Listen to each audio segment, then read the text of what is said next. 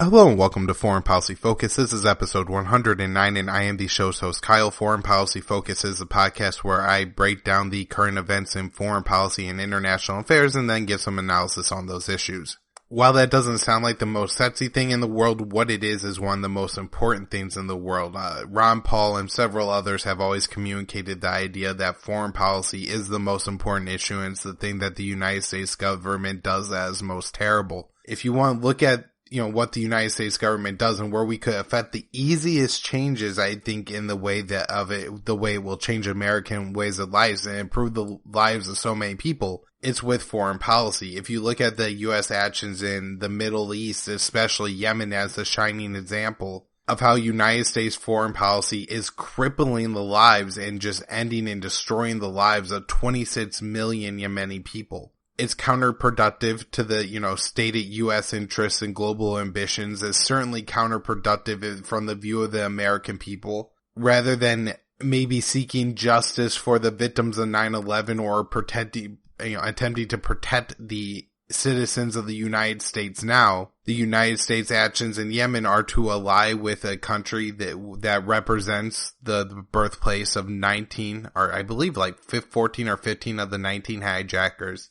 And then to embolden Al-Qaeda in the Arabian Peninsula, the most dangerous Al-Qaeda group on the planet today, in Yemen by destabilizing the country and fighting a war against Al-Qaeda's enemies and the Houthis. And so I just think if you look at it, while there are several other important issues, immigration, healthcare, civil rights, and civil liberties, we're talking about 26 million people right here in Yemen, and we could improve the lives of almost every single one of them, and all we had to do is stop helping Al-Qaeda. I mean, it sounds like a pretty good deal to me, and it sounds like the most important issue. And so for those of you who could take the time, I know the Libertarian Institute is doing a big push to try to get people to support this House Continuing Resolution 81, supported by Thomas Massie, Walter Jones, and a host of Democratic representatives. And what they are attempting to do is force a vote on the United States' support of Saudi Arabia and Yemen.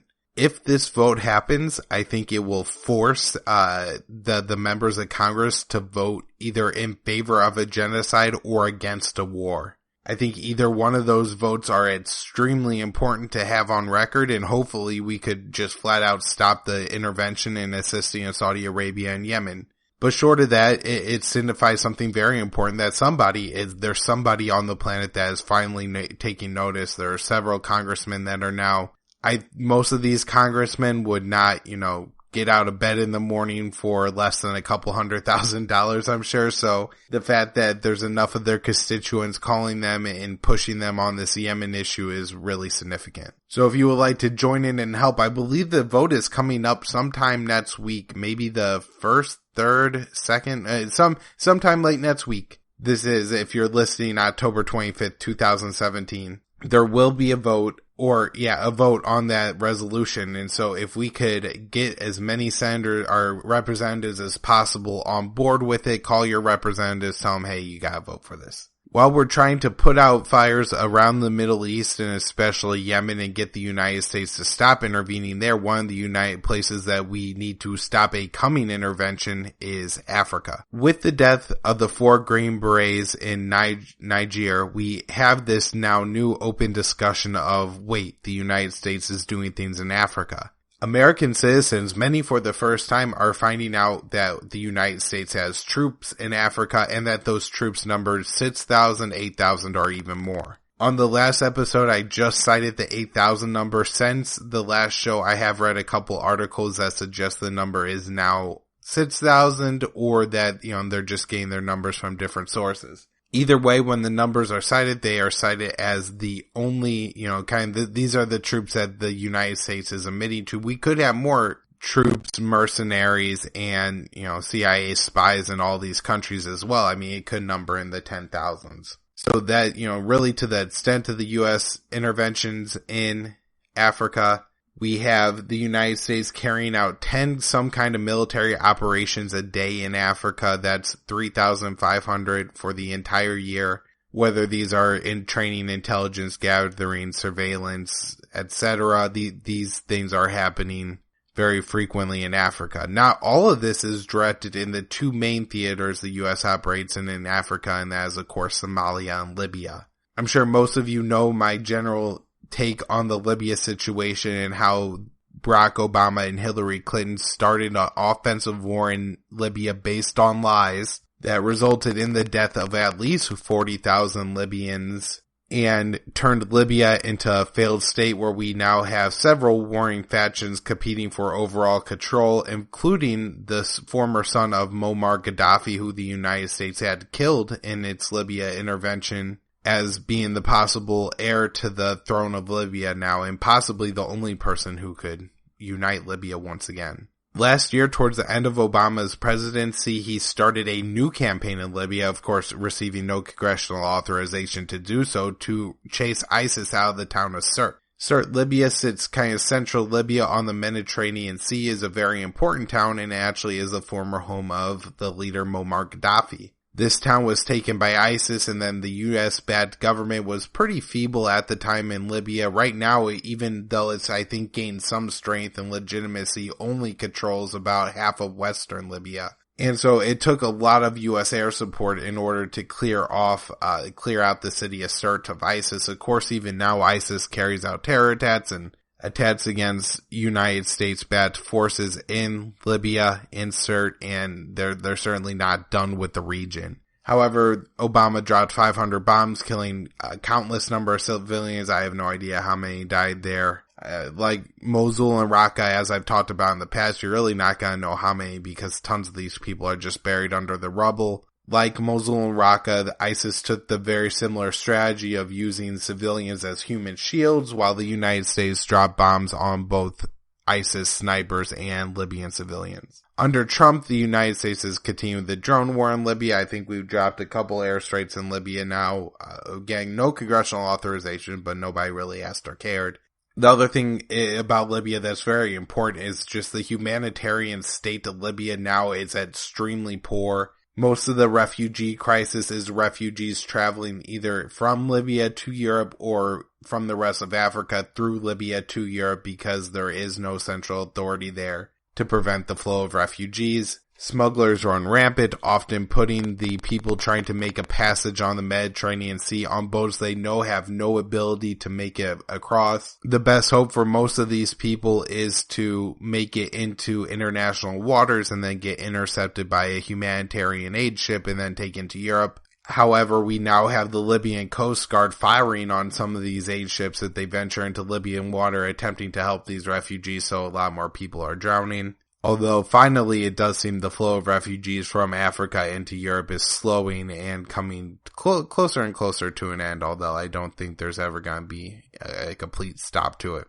Libya has often also had open slave trade since the death of Muammar Gaddafi, and half of women and children who make it into Europe from Libya report some form of sexual abuse, including rape. I believe 2/3 of those say that those rapes came from somebody in uniform, being a military personnel on either, fighting for General Hekmatyar, the US-backed general in Libya. One of the other implications of the war in Libya is that you had, like in Syria, foreign fighters, and as those fighters overthrew Muammar Gaddafi, they went other places in Africa, including Mali, where France is currently attempting to help the Mali government, restore control over the entire country there from a lot of Islamist militants, as well as a lot of Islamic groups forming and fighting hard in areas like Eritrea, Niger, Chad, and Cameroon. The United States also heavily intervenes in Somalia, where you have a terror group who's sworn loyal to Al-Qaeda, and that is Al-Shabaab, fighting a war against US-backed African Union troops, Kenyan troops, Ethiopian troops, and a Somali force that's cobbled together by the United States. Of course, the big news coming out of Somalia was the suicide bombing that happened a week or so ago, where a man killed 300 people in the Somali capital of Mogadishu. Somalia is also a little bit notorious for having some time without a central government, and then having a time where Somali pirates were seizing ships out in the Red Sea and the Gulf of Aden. The new push, for the war in Afghanistan is stemming from the incident where we had 4 U.S. Green Berets dying in Niger. Those U.S. troops were part of 3,500 U.S. operations that are conducted in Africa every year. That's, think about 10 a day. Those operations include training, intelligence gathering, and I guess like the mission that these Green Berets were on, it was a combination of everything. I think they were out meeting with some tribesmen. They were out kind of on a scouting type mission to, I guess, see what was going on. They said it was routine. Apparently it wasn't. So now that we have these deaths in Africa, there's a big question of what now, because now everybody knows about it. The death of these 4 Green Berets, who are, of course, special forces, and the subsequent drama that has fallen out between I believe the wife of one of these Green Berets and Donald Trump, has really made this an issue that I guess it's enough of a thing that that it kind of sits out there that, well, we have to kind of acknowledge and talk about all these troops being in Africa. So apparently a conversation did happen behind closed doors between General Mattis, John McCain, and Lindsey Graham. What came from that conversation is Lindsey Graham saying that the global war on terror will be expanding to Africa. Lindsey Graham portrayed this as a victory, kind of saying that this is because we've chased all the cockroaches out of the Middle East, that they've now flooded into the more lawless and rural Africa. Of course, Americans know very little about Africa. I think that if you were to ask people what it's like to live in Africa, most of the time they would point out like the commercials of $1 a day will feed a child for a month or whatever UNICEF or whatever international aid organization has going on. But that's kind of the picture. These are the sights and sounds from Africa. Other than that, lions, tigers, and bears. So I think kind of the United States government has 2 options here. One is for the Congress to rein in the president and say, you have 6,000 troops over here. This isn't right. We got to bring these guys home. And call out Donald Trump on the War Powers Act, which would basically say that Donald Trump has to bring the troops home because they're in harm's way, or Congress would have to authorize the war. What it sounds like will happen is probably that the Congress will authorize the war. Lindsey Graham has said time and time again that he believes the current authorization for use of military force of 2001 is enough to cover, pretty much anything the United States does anywhere. However, we're now moving from Central Asia all the way over to Africa. I think that's going to raise enough questions for enough people that they'll probably have to make some kind of real effort to pass a new AUMF. One of the most disappointing things I think that Lindsey Graham has gotten away with from the mainstream media is this claim that the reason we now have to fight them in Africa is because we chased them out of the Middle East. I would say that the only terrorists the United States have chased out of the Middle East are the ones that the United States bribed with airstrikes, to help in the war in Libya. And that was only by providing incentives for them to go to Africa. What has happened is the United States has failed to realize that just because Africa and the Middle East are different places on the map doesn't mean that the people really care. The fact that the United States has been carrying out the drone wars across the Middle East and then in Somalia, the war in Libya. This is all enough to upset people of other countries and make them anti-American and turn them into jihadists, as well as just kind of the ambitions of some of these reckless people. Also, the destabilization of Libya and Somalia have largely created breeding grounds where these groups could take root, train, and form up and become legitimate international threat kind of terror groups, similar to what's going on in Yemen. So we absolutely have to oppose this, and we have to probably get a vote on AUMF to make any real progress to stop it. I think the immediate danger is that we end up in kind of a terror war in what the United States will label West Africa, which I think will probably expand all the way from Nigeria, Morocco to Libya. Nigeria, of course, has a large Boko Haram group, which I think probably has more regional ambitions than global jihad, however, is kind of fallen under that terrorist, Muslim, want to blow up the United States veil that we have thrown over so many groups like Al-Shabaab, ISIS, Al-Qaeda. And then we have the local Al-Qaeda affiliates in that region as well that operate there. I don't think they care much about the borders of these countries, and with the open revolution in Mali, that certainly adds to the armed resistance and amount of people who will start to fall under the category of jihadist. And so we're going to use this to go into war, probably expand upon our base in Cameroon, which I believe is the largest base in that region, although the United States also has bases in Niger. Well, AFRICOM, Africa Central Command, which was only formed in 2008, and I believe in that first year they had like 179 training operation missions. Compare that to the 3,500 that we had in the past year. It's quite substantial, the amount of increase that we have seen in the United States role in Africa. Which, while most of this has been covert, remember, we, had 3,500 operations last year and nobody even knew about what was going on in Africa. Of course, we're going to have a lot of destabilization there that never gets reported or recorded. And I think that pretty much gets us up to date on what's going on in Africa. I'm sure I'll have news in the days, weeks, months to come, warning all of you about what the warmongers are planning to do there. Of course, remember, it wasn't a couple days ago that apparently I was better informed about what was going on in Africa than Lindsey Graham, because he said he was stunned to learn that there were 800 U.S. troops in Niger. Some other news I want to touch on, and that is one of the impacts of the global war and the empire, is that the United States government looks for a vast spying program at home to not only control the people of the world, but also its own people. One of the ways they're doing this is an article written by Marcy Wheeler breaks down the look to expand the 702 program, which is the program that allows spying on foreign people by the United States government. They want to expand it to, I guess, domestic spying. One really negative thing I saw is that 70% of Americans apparently agree that the United States should renegotiate the Iran nuclear deal. The spirit of the deal crap is going to be something that we're talking about for years to come. It's so annoying. And I think that Trump has apparently leveled a pretty successful campaign on convincing the American people that the Iran deal is somehow a bad deal. In Afghanistan, we have Rex Tillerson making a surprise visit. I touched on this on Monday. I said that he was visiting Kabul. He actually visited the Bagram Air Base. The reason I told you all the wrong way last time was because the State Department intentionally reported it the wrong way, I guess, to make the Bagram Air Base safer for Tillerson.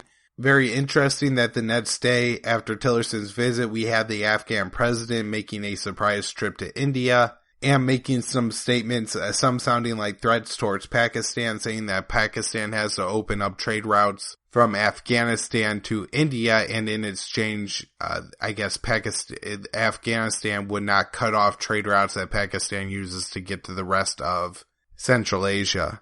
Just kind of interesting the way the borders end up getting drawn there. Pakistan shares a border, I believe, only with India, China, Afghanistan, and Iran. And so in some ways, Pakistan is walled off from the rest of Central Asia. We also had the return of Hekmatyar, who is a famous Afghan warlord who killed an awful lot of civilians over the years, returning to Kabul and making a series of political speeches and indicating that he may run for president in 2019. In Iraq, we have the Kurdistan Regional Government announcing that they're freezing their referendum, basically conceding that they will not seek independence. And we had the Iraq president rejecting Tillerson's, I guess, idea or suggestion that the Iraqi militias should break up and either join the army or go home. In Syria, we had this very tragic story of ISIS retaking a Syrian town and then going in with a kill list and killing 70 people. The town was mostly Christian. I'm not sure if the kill list was the Christians or people who the ISIS felt taught to maybe media or the Syrian government, but extremely terrible. We have the U.S. killing 22 in an airstrike in Deir Ezzor. I'm not sure why the U.S. is bombing Deir Ezzor, because that city has pretty much fallen to the Syrian Arab Army. The UN has added 32 items that are prohibited from being sold to North Korea as part of the sanctions. A lot of these items end up being like military stuff, like containers to store nuclear waste in. Some are actually civilian and pretty harmless otherwise. And the U.S. has returned some diplomats to Venezuela that the U.S. removed during times of unrest. I think during that time I probably said that this was concerning, as it seemed to indicate that, U.S. and Venezuelan relations were going in the wrong way in the early days of the Trump administration. However, it seems that Trump has been pretty adequately distracted by the Middle East, Africa, Iran, and North Korea, and really has let Venezuela fall off his radar, and that means the United States isn't moving towards war there currently. So good news for a change. Alright, if you want to find the show, libertarianinstitute.org, foreignpolicyfocus.libsyn.com, or the Facebook page Kyle's Files, Twitter at KYAAALE, My personal website is kylesfilesblog.com. Thanks everybody for tuning in.